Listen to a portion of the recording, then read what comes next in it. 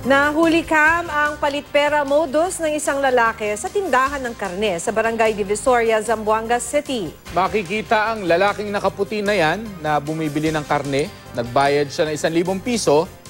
Habang naghihintay sa kanyang order, makikitang abala ang lalaki habang may kausap sa cellphone.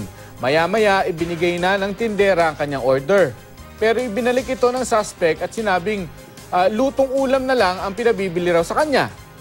Hiningi niyang ibinayad na 1,000 piso. Pero nang iabot na ng tindera ang pera, kapansin-pansing ipinasok ng lalaki ang kanyang kanang kamay sa bulsa. Gamit ang kaliwang kamay, kinuha niya ang 1,000 pisong ibinalik ng tindera. Pagkatalikod, mabilis niya itong pinasok sa bulsa at pinalitan ng hawak niyang 100 piso. Saka siya nagreklamo na mali ang ibinigay sa kanyang pera.